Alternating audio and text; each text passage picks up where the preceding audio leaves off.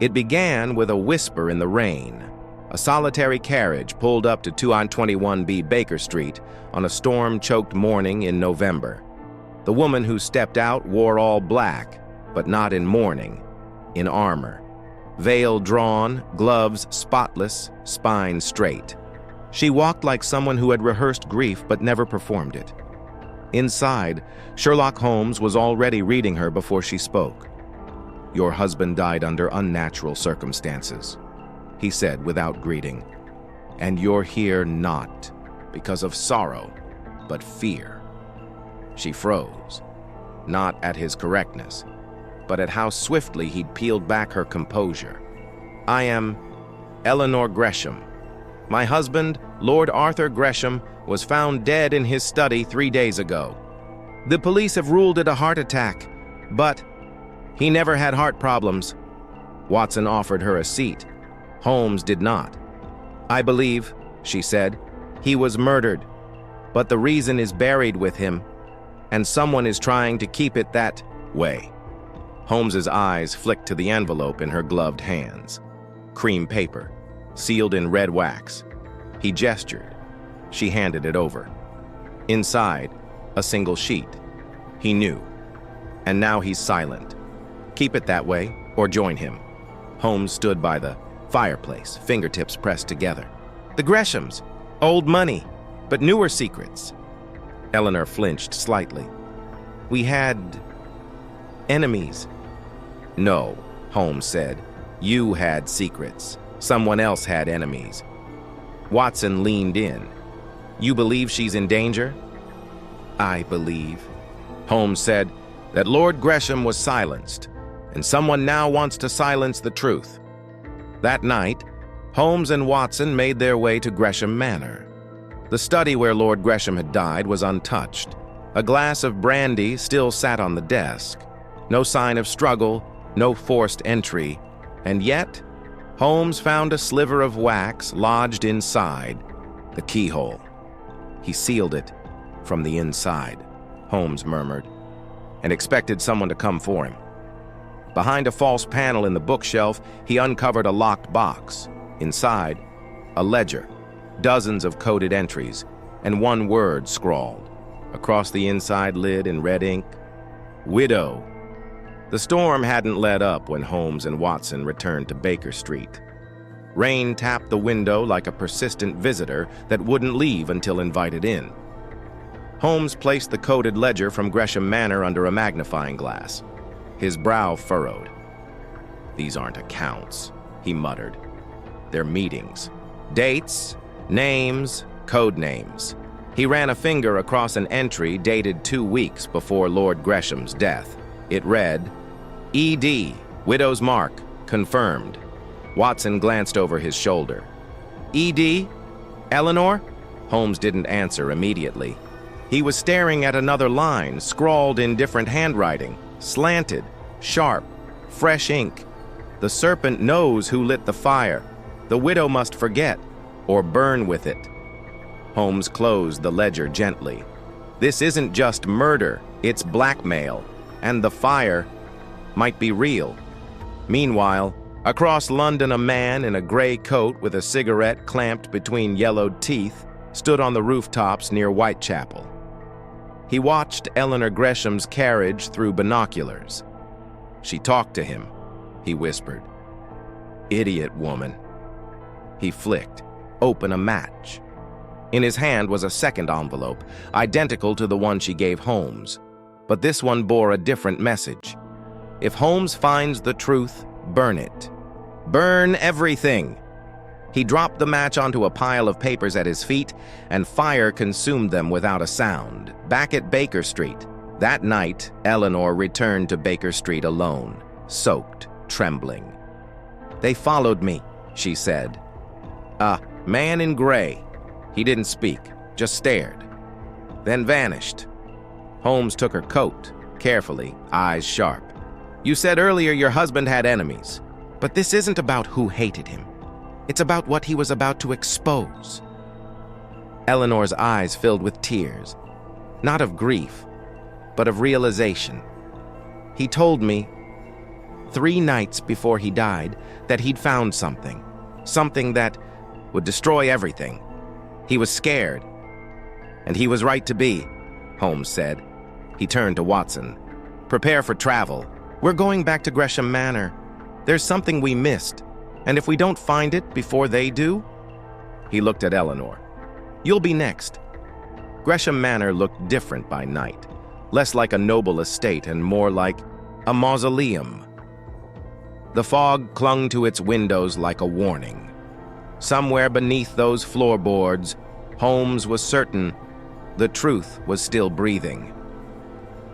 Holmes, Watson, and Eleanor entered through the study. The air was dense. The fireplace was cold, yet the room smelled faintly of smoke. Watson glanced at the scorched rug near the desk. Did we miss this? Holmes crouched, pulling back the rug to reveal burn marks, deliberate, circular, like someone had tried to burn through the wood without igniting the rest of the room. Someone was looking for something, Holmes said, quietly, or trying to destroy it. He tapped on the boards, hollow. Then again, thud. He pried it open. Beneath the floor, a metal lockbox, singed at the edges but intact. Inside, a stack of letters tied with black ribbon, a single brass key, and a faded photograph. The photo was old. A group of 5 men in military uniforms. One of them was Arthur Gresham. Another was Mycroft Holmes. Holmes went still. Watson stepped forward. Is that? Yes, Holmes said, my brother.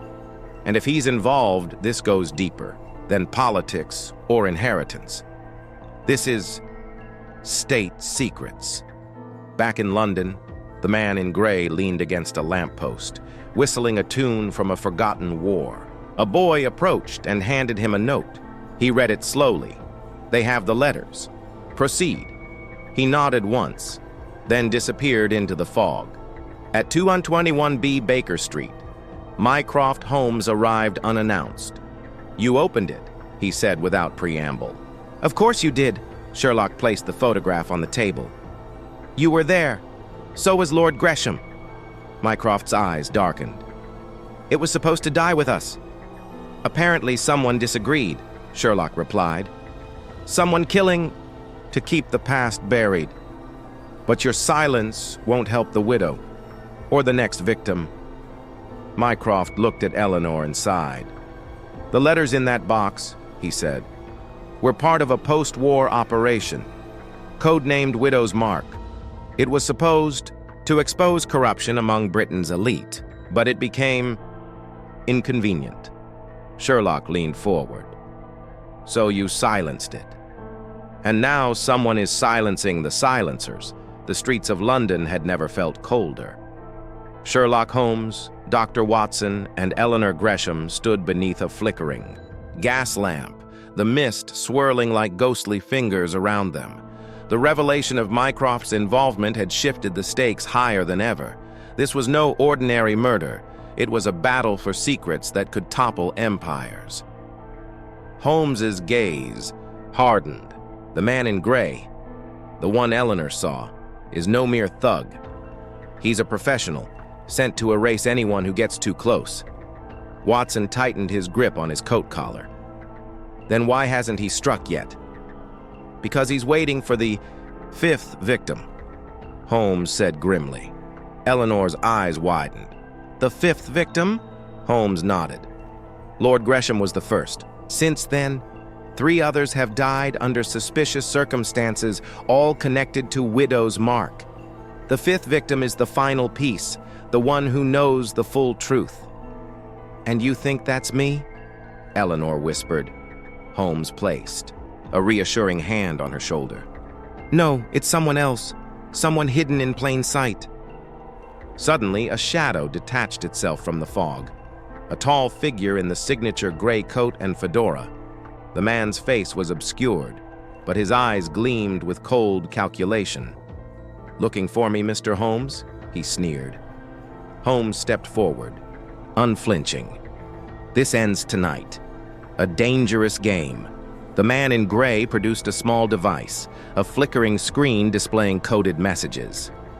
Holmes recognized the cipher instantly. "It's a challenge," Holmes muttered. "A game of cat and mouse," Watson read aloud from the device. "Solve the riddle or join the forgotten." Holmes's eyes narrowed. "This is no ordinary killer. This is someone who wants the truth buried, and they want us to chase shadows until we fall." The fog thickened. The hunt had just begun.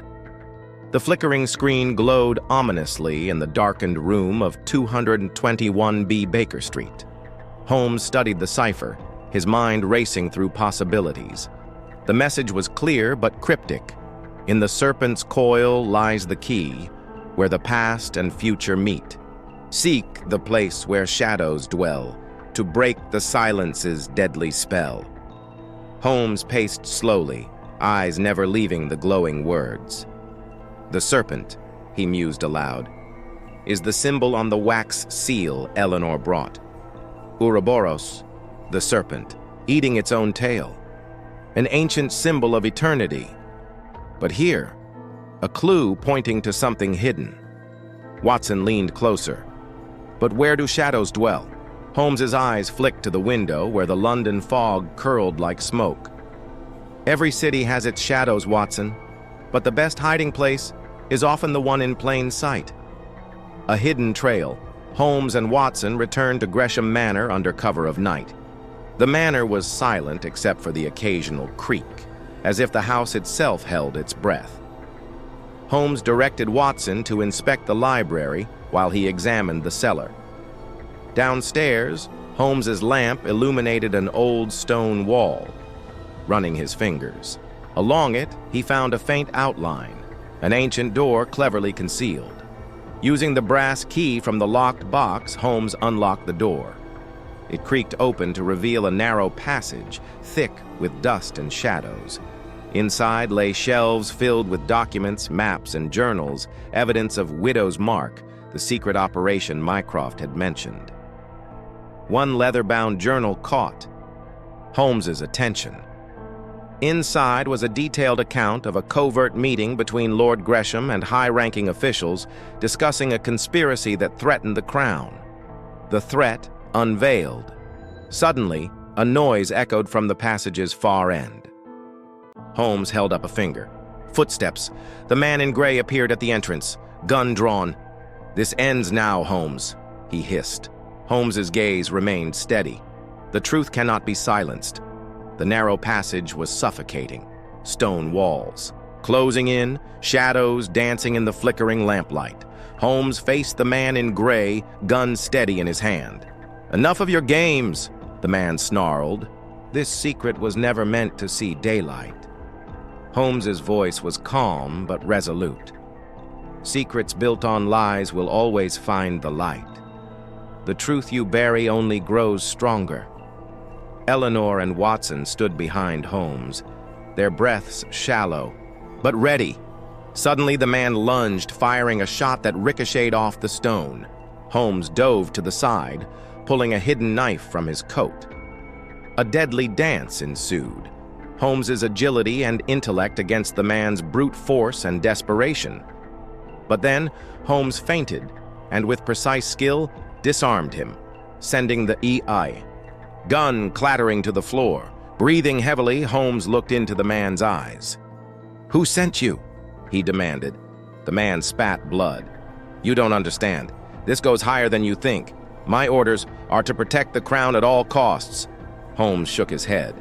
"The crown is built on justice, not silence." Police sirens wailed in the distance. Watson had called for backup. As officers burst in, the man in gray was handcuffed. Epilogue. The widow's truth weeks. Later, Eleanor stood at her husband's grave, the cold wind carrying away the weight of years. Holmes approached, thoughtful. "Justice is served," Holmes said softly. "But remember, secrets like these never truly die. They only wait for the next curious mind." Eleanor nodded, a faint smile breaking through her grief. "Thank you, Mr. Holmes, for giving my husband's story a voice." Holmes tipped his hat. "Sometimes, Mrs. Gresham, the truth is the greatest mystery of all.